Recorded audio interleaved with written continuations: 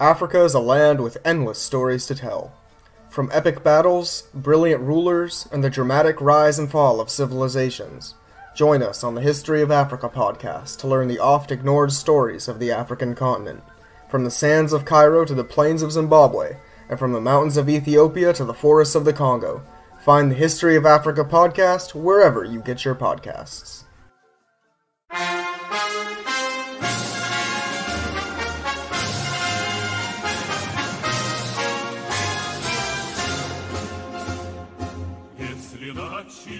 Greetings, comrades, and welcome to the Eastern Border.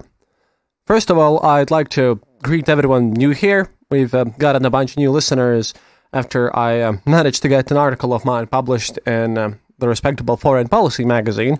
Welcome, everyone.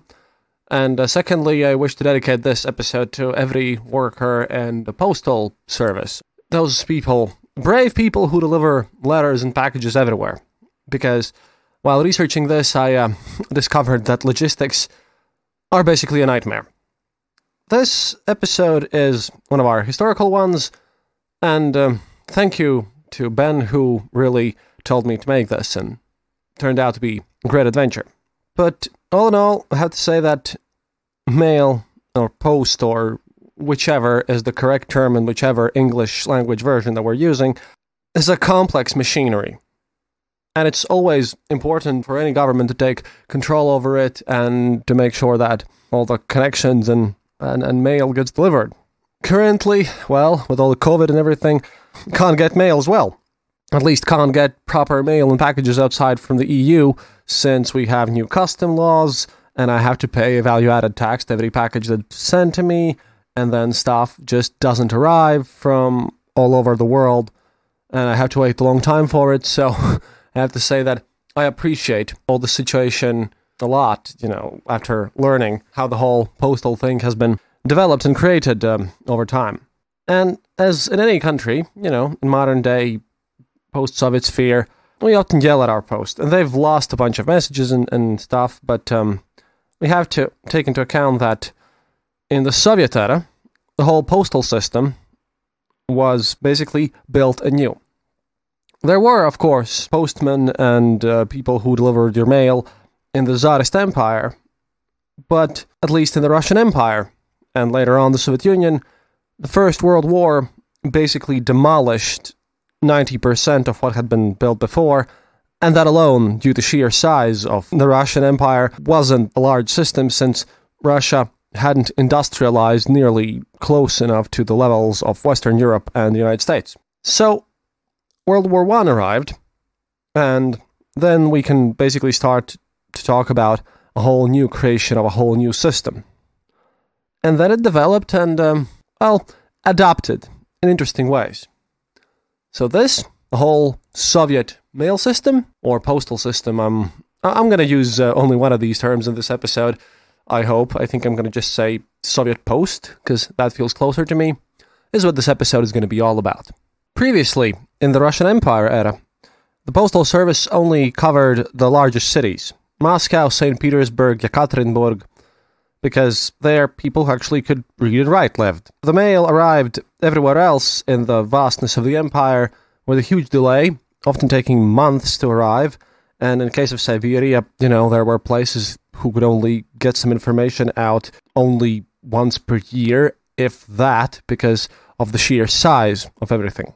And also, again, massive illiteracy also served this purpose, because, like I said, only a few % of the people could actually read and write back then in the day. And then the First World War came, and in 1915, when the Germans advanced, they captured Baltics and large parts of the Western Russia, and they, of course, took control over all the telegraph stations and post. And afterwards, during the Civil War between the Bolsheviks and the Whites, a lot more of the whole postal service was just completely crushed and destroyed. Approximately 70% of the Russian Empire postal service was destroyed, and the Soviets decided to basically just restart everything and rebuild stuff from scratch.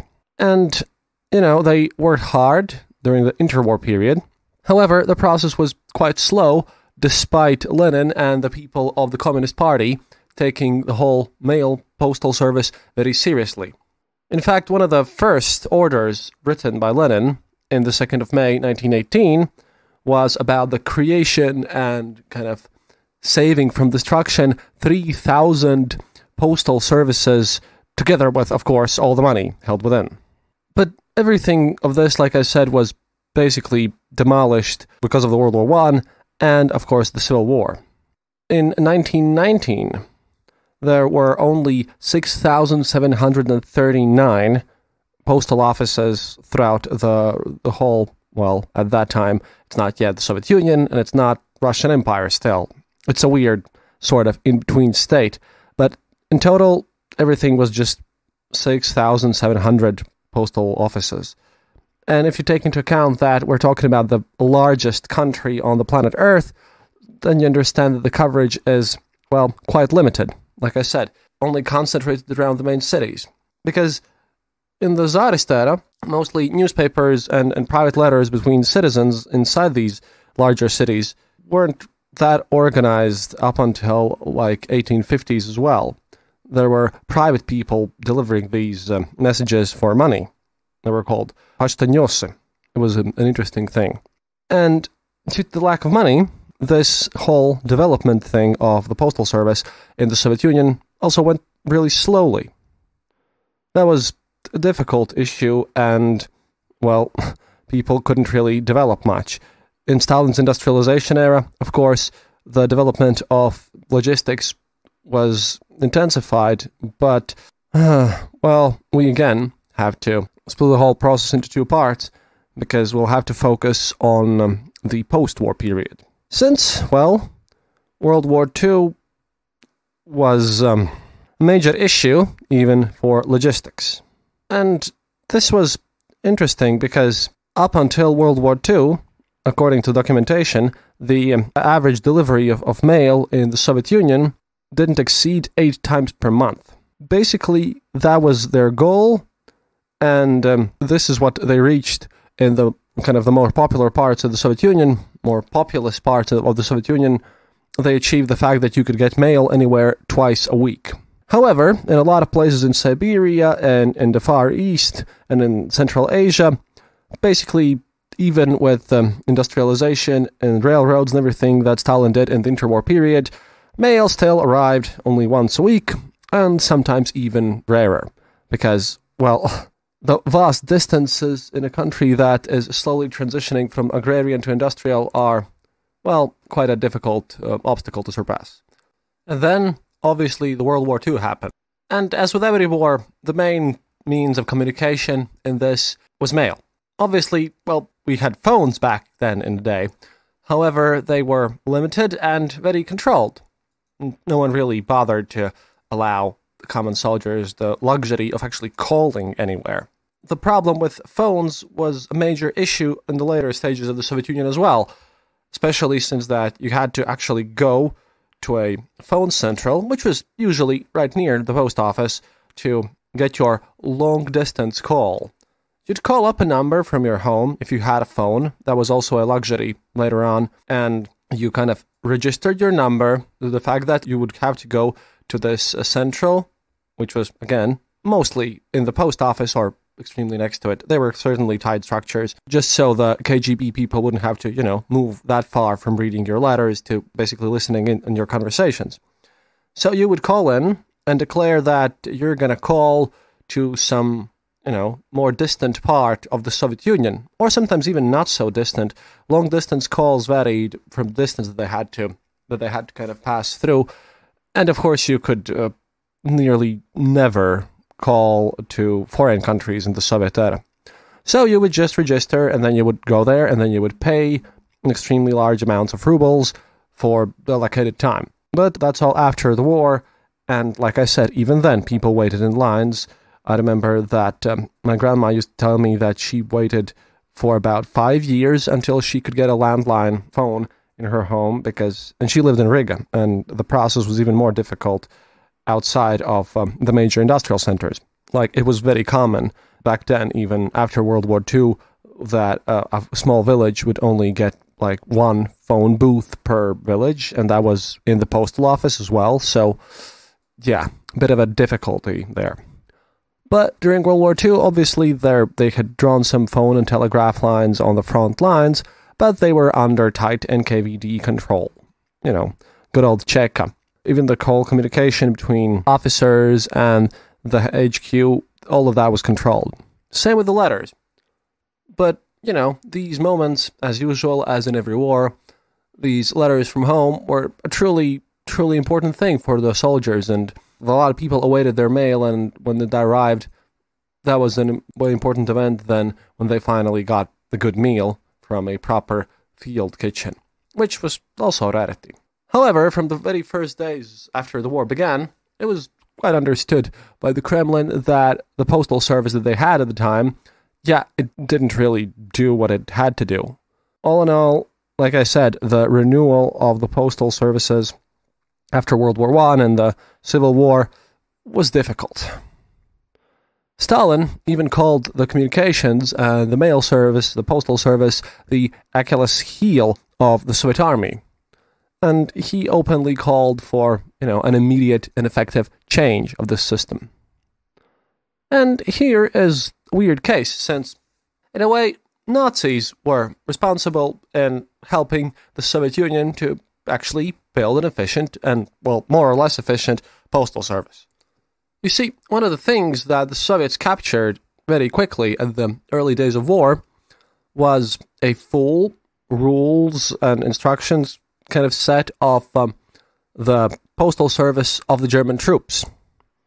And apparently, the delivering mail and running communications was, on a high organized level on the German side of the war, and the Soviet government decided that, it would be extremely wrong not to take over this experience. That, of course, involved how the mail should be organized and how everything should be sent. And, seeing that during the wartime there were completely messed up deliveries with ammunition and armored vehicles and everything else needed to wage a war, together with this, mail even had a deficit of actual envelopes. But the Soviet man, he's a resilient man with great ideas, so on the front lines, they simply basically decided to throw them out and not use envelopes at all. These were kind of changed by now famous from all sorts of Soviet war-era movies and war-era TV shows, famous kind of triangular shape letters. You would just write your letter on, anything that was at hand, really. These frontline letters were just folded together, close together in a triangle, and on the one side you'd write an address, the other side of the triangle you'd leave empty, and you didn't put any stamps on them, and they weren't glued together because, everyone already knew that, before your person whom you're sending a letter to will receive it, the nice men from the KGB or NKVD at the time, both structures are quite intertwined, really, they'll get read and censored. More in the wartime, a bit less after that, but still, everyone knew about the nice men. So, this was kind of a nice little Soviet way of dealing with this. But, of course, a complete deficit were also empty, clean sheets of paper. Therefore, people wrote on literally everything that had a place to write on. We've seen letters in archives which were written on templates for documents, on the other side of various posters, and, quite a lot of letters were sent on the food packaging. Because, simply, people really didn't have anything else. At the same time, like I said, illiteracy was also an issue. So, on the front lines, a lot of popularity were gained by so-called pismoviki, because, only a few soldiers could actually write with some sense of grammar and style, and a lot of soldiers just went to their comrades at arms, who could basically write letters for them. You would state what you want to say to your family members, and this pismovik, this letter writer, would type it in a cuter, nicer way so that your family would have something to read. Also, interestingly enough, my sources often state that during the wartime, the letters actually went to their recipients faster than, even today sometimes. During wartime, the postal service was led by one Ivan Tetrenievich Peresipkin, and he fought really hard to get some priority for the soldiers' letters home. They truly were privileged in comparison to others. Basically, the post was delivered with every possible means of transportation available from everywhere. There were special postal carriages on the trains, ships, airplanes, bikes, and in often cases, some weird documented cases, even the mail pigeons were used. War's war. The mail that was sent from the front lines was put in a priority mail list, and it was kind of sent without any kind of lines to wait to be sent, and the postal trains always drove to their targets without any stops. Already at the end of 1941, when they had adapted this German postal instruction set and put Peresipkin in charge, the Soviet mail worked like clockwork. Each month to the front were delivered more than 70 million letters. And to each of these letters or postcards, there was a special stamp on it which stated, "Letter of a Red Army soldier," and "Delivery for free." And, well, later on, during the wartime, on the 6th of February 1943, all the military departments had a new system placed in front of them. They weren't allowed to even write their addresses. Right now, their postal address basically consisted only out of 5 numbers. The number of the field department and kind of the postal office of this HQ part. These numbers were also a tradition that held on later in the Soviet era. We all have zip codes now and everything, but during the Soviet era, one of the more popular envelopes that you could buy in the postal office, by the way, those came already stamped with a stamp inbuilt, or you could buy a separate stamp, which could then be, used if you collected these stamps, because stamp collecting was quite a large hobby for a lot of people in the Soviet era too, so, well, that obviously served an important role as well. But there were these, pre-stamped envelopes, and there were special rules of filling up this code there, because you had to write the correct code, because obviously the postal service was tied to the governmental structures as well. These envelopes had a place where you kind of had to scribble in on special dots in a special form these numbers, which could then be mechanically recognized. The block on the envelopes, which you had to fill, looked quite similar to the digital clock. There were 5 fields on these. These envelopes were used as just regular envelopes long after the Soviet Union had collapsed, since, well, as usual, envelopes were one of the things that everyone needed, and of course they ended up being in a deficit in the late 80s, so, people had bought boxes of these, since sending a letter was kind of the most reliable way how to send these things. That's a nice little study of everyday life as well. However, even wartime, where mail actually worked properly and organized everything, wasn't as hard as just the first peacetime, which is less strange than you think about it. From the 9th of May 1945, when the capitulation of Germany was declared, in the Soviet Union that is, hundreds of thousands of congratulatory letters and postcards were just sent off, and they filled all the postal offices. And it was practically impossible to deal with such a massive flow of letters. Mountains of letters were just piled up in individual postal offices, and very often, understandably, arrived to the people who they were addressed to with a massive delay. And one thing, though, about these delays, I often read that someone has delivered a letter only now from the war times, but those cases are few and far between. And in these cases, we only actually have to talk about these envelopes, actually envelope letters, which were rare. So I thought these events would be kind of more common, but no, not really, because during the wartime, the Soviet mail actually was efficient, and Peresipkin worked hard. Only about 2 or 3 of these triangular wartime letters actually were delivered later on, but that's because how, well, old postal workers say, if you didn't get it in at least 2 to 3 weeks, that it probably got lost somewhere. Because obviously a lot of these letters were unceremoniously lost, or in some cases, if you were delivering something to far-off ends of Siberia, just used to roll cigarettes, or fires were built out of them. But that's about Russia.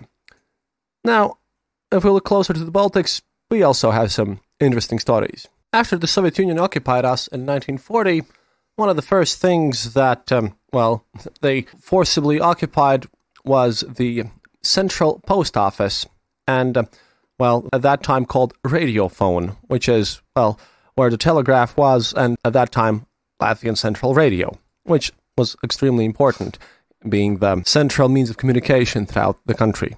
This happened in 17th of June, 1940, and according to Birute Eglīte, in her postal book, which is a kind of study in histories of the Latvian post office, quote, "Next to the Central Post Office, an armored truck arrived, out of whom, with a pistol in hand, the Czech officer Boris Naumov stepped out. He was escorted by several soldiers. They went straight to the third floor, where the radiophone administration was, and they immediately gathered all the workers that were there at the time. Everyone who had arrived, Naumov told to basically stand next to a wall and threatened them with a gun. He gave orders what to do and what can't be done. After a few months, this very Naumov was put in charge over the Riga long-distance communication central. And this is how they took over all the communications industry. Post, telegraph, and the phones became subordinate to the USSR Communications People's Commissar. And obviously, first things first order of the business was a complete shift from Latvian to Russian in all official documentation. They immediately cut any direct ties to foreign countries, and all packages now being sent everywhere had to go straight through Moscow. And obviously, this increased the amount of lost mail by multiple times, and no one really could gather where they went. After World War II, in Latvia, just as everywhere else in the Soviet Union, a lot of postal offices were restored and renewed.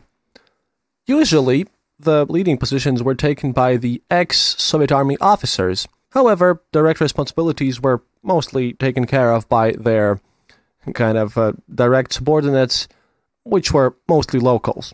People remember that to actually get some career growth in the postal office, you should really work there a long time and do some brown-nosing. In 1955, a special Latvian SSR Communications Ministry was created, which then oversaw the postal office, the telegraph, the telephone, and, of course, anything considered to be related to TV and radio. All the radios were numbered and you had to register them. Why? Because, just so people who couldn't catch the Voice of America or Radio Free Europe. After all, that might ruin the minds of the Soviet youth. The first person who led this institution was one Alexander Alexandrov. He was a very controversial person who, was happy to be as nepotistic as humanly possible. He retired in 1973, and the new Minister of Communications became one Oswald Strungevits. He was a more meritocratic person, and this meant that the postal service and the communication industry really kind of became better and improved. However, his main issue was dealing with the nepotism of the previous boss. At the time, the letters and mail in the Soviet cities were almost completely motorized already. You could only see a postal worker with a heavy bag on his shoulders only in the countryside. Throughout the Soviet Republic, all of them, mostly, except, of course, far off Siberia, there were these support points, where the heavier mail was delivered. These were split between the postal officers and postal workers who, delivered them at home. Ilza Lazdane, one of the older and kind of long-working postal workers in Latvia, states, quote, "I worked in the postal sphere twice. First time from 1968 up until 1973, and then after our independence from 1994 up until 2009. At the beginning, we delivered the mail using a horse carriage from the kolkhoz, and later on we got some postal cars as well. Although we really couldn't, complain about the lack of work, the salary was only about 60 rubles per month. And average engineer made about 120 rubles per month. This 60 rubles, seeing that a car could cost you from 3,000 to 5,000 rubles, yeah, not that good. But, the Soviet person can always manage to survive somehow. At that time, the post was responsible for various other things, not just delivering mail. It delivered retirement funds, it took in, bills. You could pay your bills in the mail. Of course, often they just packed the whole packages, and quite often they went to aid on the train. There was a limit of how heavy the bags could be carried. No more than 60 kilograms for women and 20 kilograms for men. And, a lot of issues in the post office, specifically in all the republics that weren't Russia, due to the sudden shift to Russia and people from Moscow not exactly knowing the local languages, caused a lot of issues. And they wrote weird names in telegram. For example, there was a telegram which stated, "Let's meet up in Kurgan," even though the proper Latvian name is Čiekurkalns. And oftentimes, for example, Dzirnavu Street turned into Milnichnaya, which is literal translation, because Dzirnavas is kind of a mill, and Milnica is also a mill, basically. And all sorts of weird stuff like that. And, of course, these letters were read, and people often, denounced each other. She remembers that they had a visit from nice men from the KGB multiple times per month. A sight when a car would just step out and, a black Volga usually, would stop next to the postal office, and a lot of Russian-speaking foreigners would come. That, as she states, was the time to drink some heart medicine. This was when the controllers arrived. The controllers read the letters with great diligence, and, of course, not only the people who wrote the letters could get into trouble, but people who worked with the mail and had delivered something extra sensitive, or quite common visitors in the nice little chambers of the corner building, or, the central Latvian KGB office. Some of them never came out as well, but oftentimes, the postal workers had learned not to try to peek into anything that they delivered themselves. They had special people who did that for them. Hello there, thank you for tuning in into another episode of the Eastern Border. We are so happy to announce that this episode is brought to you by our friends at rusansov.com. If you're looking to buy new art, don't forget to use the code Eastern Border for a discount on us. Remember, head over to rusansov.com and happy shopping! If, however, you want to support our show directly, head over to patreon.com or our website, theeasternborder.lv, to find out how you can help out. For all things Eastern Border, don't forget to follow us on Facebook, Twitter, and Discord. And as always, thank you so much for supporting us. We really appreciate each and every one of you. That's all from me now. See you online.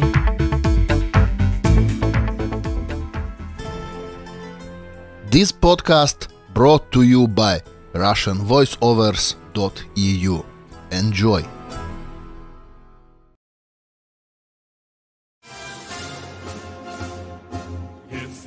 The ex-director of the Latvian SSR Mail, Aivars Droiskis, remembers that all the postal workers had to be, basically guaranteed with security.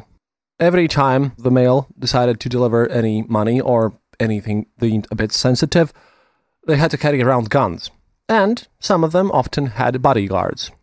All the time when you had money, you always had to have a gun with it. Every postal office had a weapons locker, from whom, after a signature, you could get a gun. When you had delivered your mail, you had to, give back your gun. And everyone who had access to these guns were registered with the KGB and had undergone instructions for how to use it, and of course, got a lot of warnings for what would happen to them if they had, misused the guns. But apparently, there were very few cases when someone actually had shot a mailman, but, still, was an option.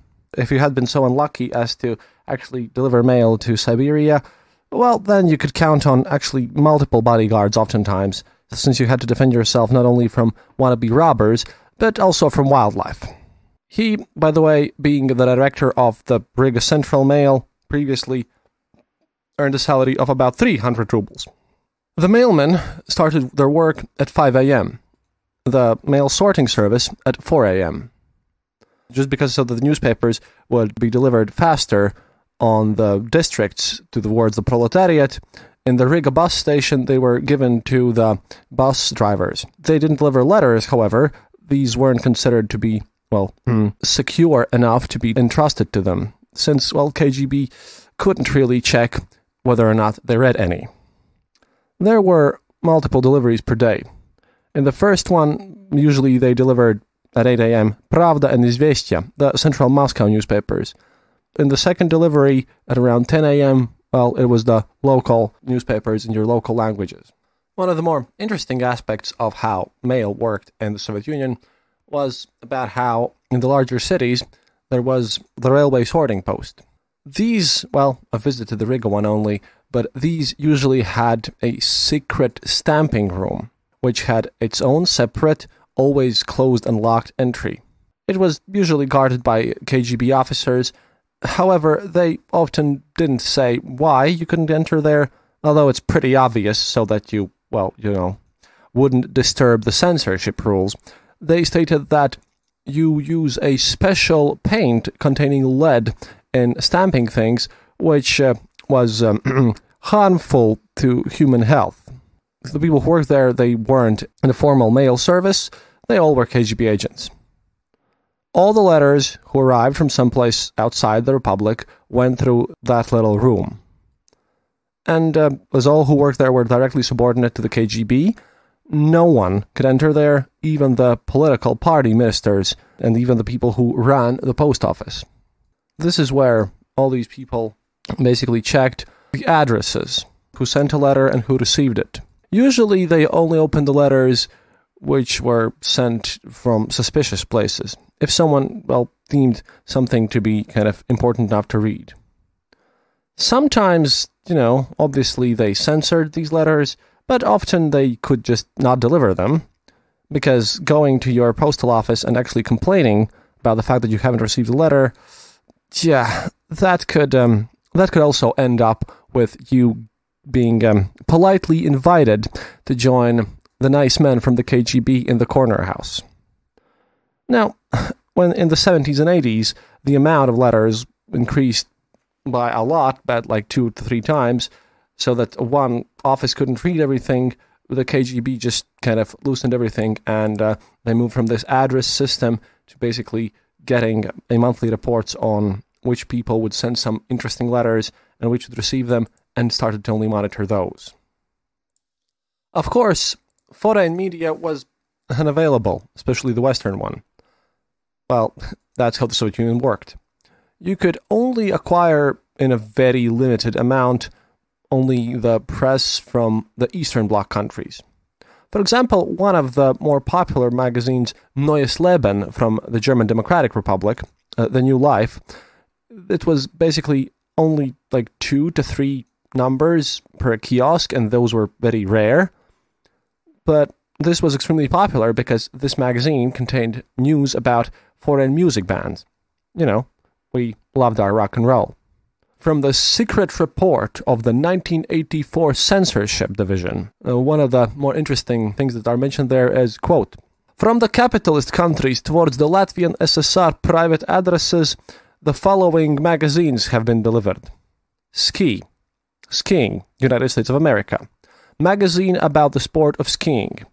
Main direction of the magazine, advertisements, which for a lot of readers in our country can give wrong ideas about the so-called prosperity of the capitalistic land and how they apparently live in wealth and prosperity." Well, obviously that's a filthy lie because the Soviet Union was better than everyone else, but, that's the official report.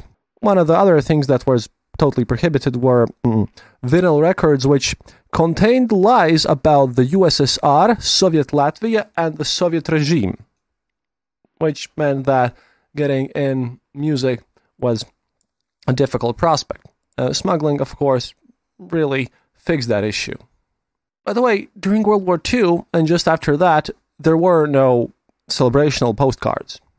You couldn't send Christmas cards or New Year's cards or whatever. These were considered a remnant of the bourgeoisie. However, that was a tradition and people still wanted to celebrate. Therefore, during this time, people started to make their own postcards. Officially, sending New Year's greetings, as Christmas was obviously prohibited, was allowed only after the death of Stalin in 1953. This renewed the creation of these greetings cards in all sorts of workshops. Of course, semi-legal craftsmanship and artistry developed at the time, since, obviously, quality-made postcards were also a deficit. So if you wanted to, well, send something beautiful to your loved ones, you'd go to some art student and pay him to draw you one. In our region, in the Baltics, the traditional cards for New Year's were, well, something with winter on it, with Christmas trees and everything.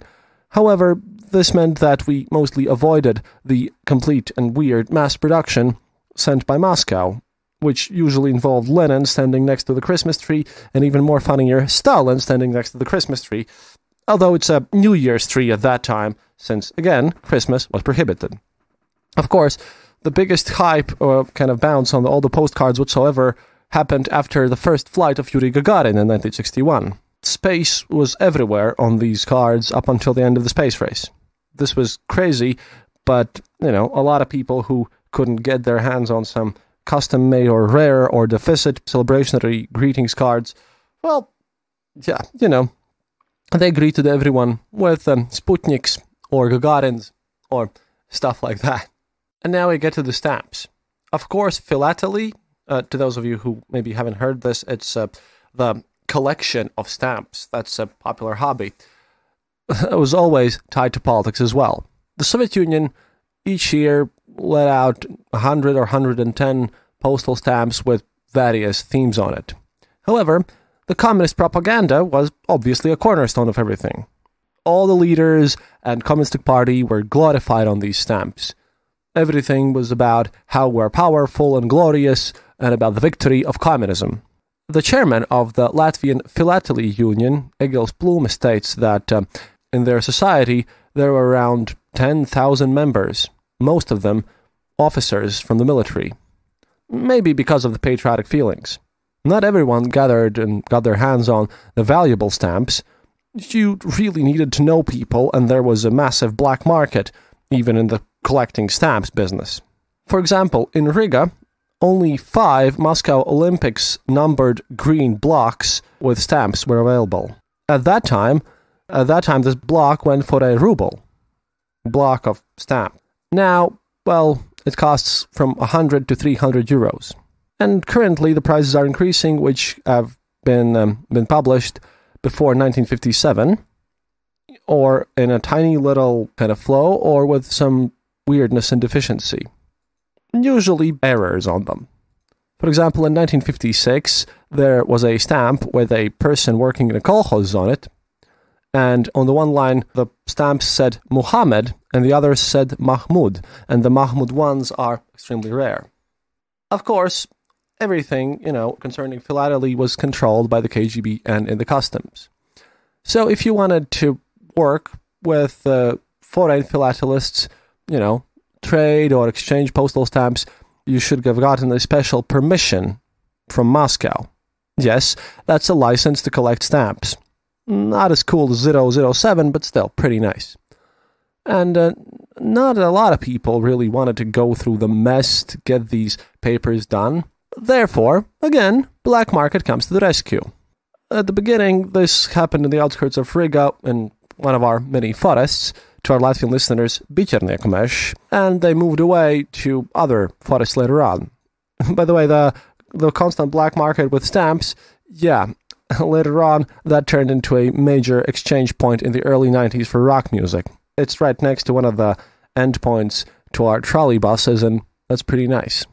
Of course, in the black market, everyone was speculating. Remember how I mentioned the salaries? Postal worker, 60 rubles, like the chair of the whole Latvian postal industry, 300 rubles per month, right? Well then, in these black markets, you could get kind of a foreign press for 10 rubles apiece. That's a lot of money. You could get Western vinyls for 50 rubles, but, the very, very popular ones, such as, I don't know, something made by Led Zeppelin or something, huge, went for 70 rubles. That means if you were a postal worker, you really couldn't just buy that vinyl. That's why you went for the bones, the custom-made ones. The sum is that for these vinyls. However, this was a lot more expensive, since the local vinyls in the store at that time cost 2 rubles and 15 kopecks for a vinyl and 4 rubles for a tape. And of course, still, there were letters going to the military. This continued here up until the mid-90s even. These were completely free. And, well, the foreign ministry sort of paid for them. However, the Soviet economics basically worked on the principle that all the money is owned by the state, then they spread it out, then the ministries just, meshed them around among themselves. And then there were letters to prisons. Ex-political prisoner Helena Tselmenya, in her book Women in the Soviet Prisons, states, quote, "Oftentimes, a year or two in the Gulag system passes while you're allowed to write your first letter to the closer ones. No one is allowed to write or receive letters when they're still awaiting their court date. After the court date, you are prohibited to write 2 letters per month, and only to your family members. Only then, if you don't have any immediate relatives, together with your KGB investigator and the administration of Gulag camp, you can put in your personal case file some close known person with his surname, name, and address, and correspond only to him or her. All the letters which intended for your relatives are supposed to be thrown into the camp's postal box. It is prohibited to glue and close the envelopes. If you accidentally glue your envelope by, sheer routine or whatever, it's given back to you. The address of who sends it is mandatory.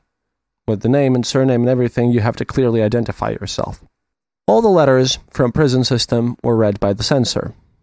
Therefore, you always couldn't count on delivering anything faster than 2 weeks. All the letters which we received from the outside were cut open. Oftentimes, even the corner with the stamps was torn off. This was the only window to the outside, and this was the craziest part of it. Even through the massive censorship, this was the one thing that kept me going. And of course, all of these were censored. A couple of lines in each of such letters were just censored out by black paint, and if you had some package, then, well, it was a common thing to just write everything included in the package. Those lists were, well, also censored sometimes, because sometimes even those were closed.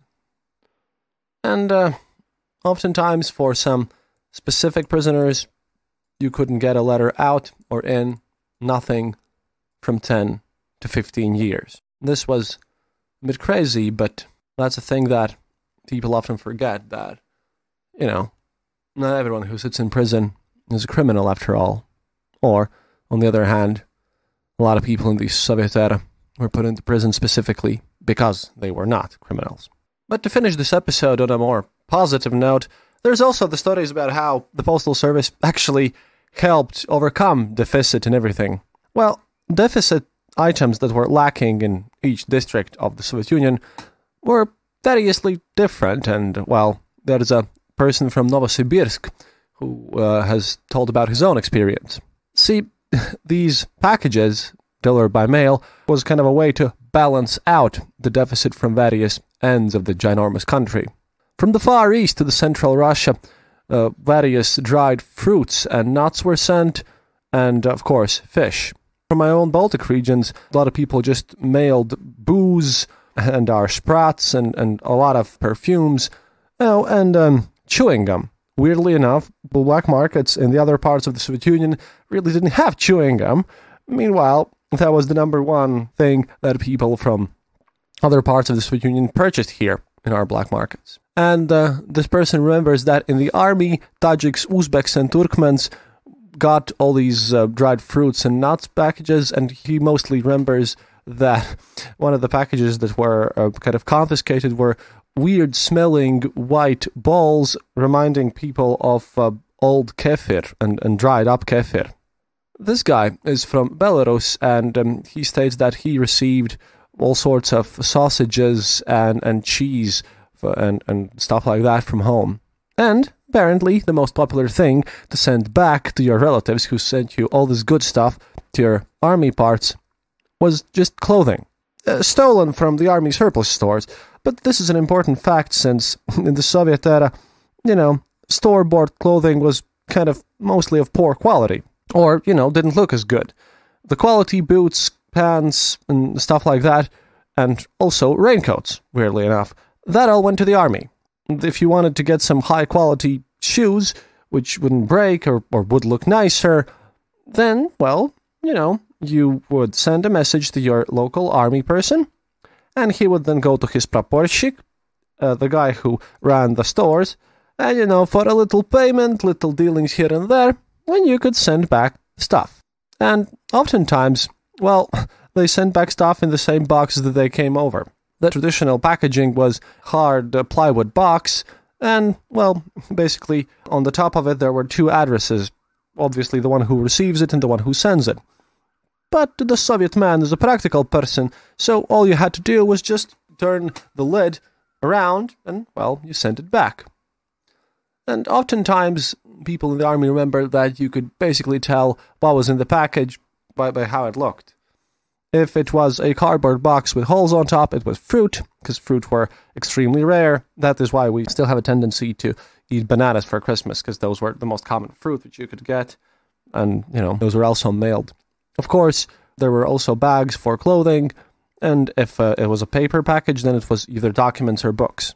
And this guy remembers that in 1985, for the first time ever, he visited Moscow from his native Novosibirsk, and he was surprised by the amount of confectionery there. Apparently, those things were rare outside of Riga, where we had our Lima factory, to a lesser extent in Estonia and Vilnius as well, even though they've kind of overcome this deficit, and of course Moscow and St. Petersburg.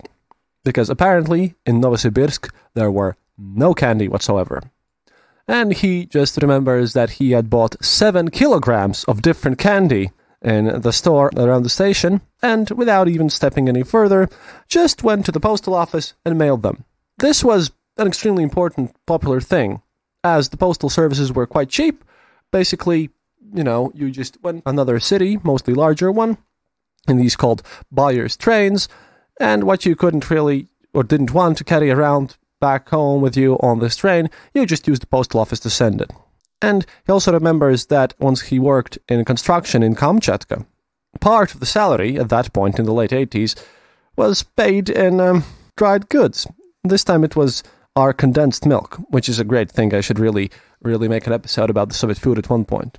Which he also mailed back to Novosibirsk so that his relatives could trade it for some other goods. Because remember, we're talking about the era where it's not about how much you make, it's about whom you know and what sort of deficit can you trade for other deficits. Strangely, one of the food items that you absolutely couldn't send or mail anywhere was caviar.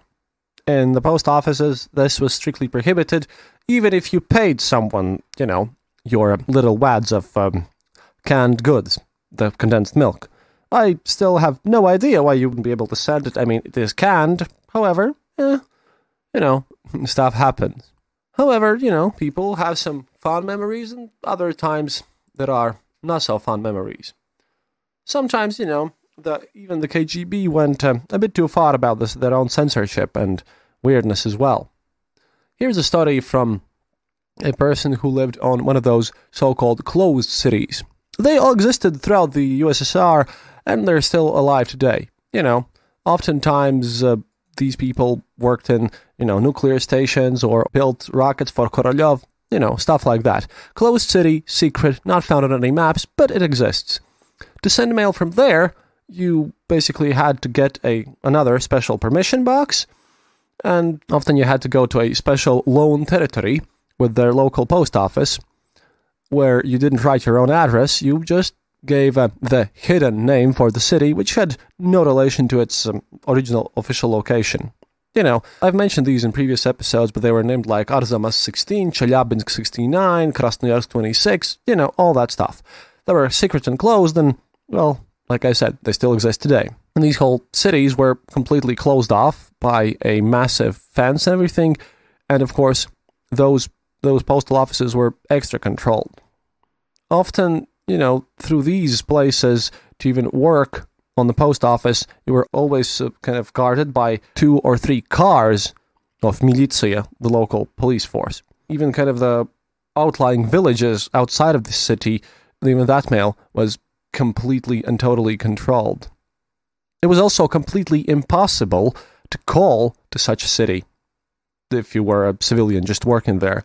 Therefore, the only true kind of control of communications and everything went through the postal office. And, well, sometimes it could get a bit late. This person, and I'm driving through memories of old people who remember their Soviet mail stories, is how once he lived in such a city and he had managed to just gather around and finally meet his grandma. The story happens in 1956 here. Because of Stalin's purges, his grandma was just sent off to the Gulag system and afterwards rehabilitated. At one point, Grandma got permission from now Khrushchev's government to basically try to visit the city, which is a big deal. Now, afterwards, Grandma was supposed to, create a telegram stating that, well, she's live and well and, she's back. Because getting out is actually much harder than getting into such cities, because before you enter, you don't really know what's happening there. Once you leave, you've seen things which could be deemed governmental secrets, so these people get controlled, and she had been, in Stalin's era sent to a camp. Who knows what could happen? People have disappeared for less. So obviously these people basically sit there, and the grandma leaves, and they had been waiting for 10 days, 20 days. And again, let me remind you that postal office and telegraph is the only connection. You can't literally physically call in there. And even if you want to go and telegram someone, you have to go to the closest office, and even then you have to kind of register 3 days beforehand. Now, they managed to get a special permission to drive outside the city and go and call from farther away, 30 kilometers away from the city. So they managed to get a license which was valid for 3 days after they finally decided that it's time to contact their grandma. They drove quite far to get to this call, and they were allowed to speak for exactly 5 minutes. Literally 5 minutes, you purchased time beforehand. And, of course, Grandma had sent the telegram, and this time she was okay, but it was missing. However, these people calmed down and everything is nice. But another random time passes, a couple of months, and this guy with he was a kid at the time, he apparently, he just noticed that other kids were playing hide and seek in a nearby yard. And apparently one of his friends just yelled that, "Oh, looky here, there are some sort of papers." Well then, this kid apparently found about, couple of dozen blanks of telegrams, out of which, of course, was his grandma's telegram. And he sort of decided to do the smart thing, because it is a closed hidden city, and just gathered it and gave it to his dad, who instantly turned it over to militia. Because if you didn't, again, KGB structures are interesting things. And then they called to the factory where he worked, and it was a huge scandal. Turns out that all the telegrams had been marked as read by the censors and never just went to the postal office. Someone in the censorship bureau had just forgotten to do this. Either he was very drunk or something, although apparently the telegrams didn't really contain any important information. But, soon enough, apparently half of the KGB officers in higher-up positions in this secret town had been changed. So, another reason why sometimes it's a bit difficult to work in the post. I'm pretty sure that everyone who worked at that post office also got into trouble, since, this is the Soviet Union, and collective responsibility is a thing. And okay, that's it for today. Thank you for listening, and I hope that you learned something from these vignettes here. I'm having an interview later on tonight with a history PhD person who's written a book about how Stalinism got a lot of his influences from the orthodoxy and less from actual Marxism, which I find interesting. I'm going to have a lot of questions. So that's going to be the next episode. And after that, I'm finishing my standards part, which I messed up last time, for which I'm really sorry. But yeah, check this whole thing out. And I hope you enjoyed this episode because, well, it was slightly less depressing than the last one. And, well, it was even more depressing once I started recording, but some things had to be cut. I'm pretty sure I'll put that into my Patreon, which you should join if you want to support the show. It's patreon.com/theeasternborder, or you can just go to our homepage, theeasternborder.lv, and click on the donate button there. We also accept Ethereum and Bitcoin now, apparently, which is pretty nice. So, yeah, please support the show. Thank you for listening. And, I don't know, don't skip the ads, and I'm really happy that our show's growing lately. До свидания, товарищи. And see you next time.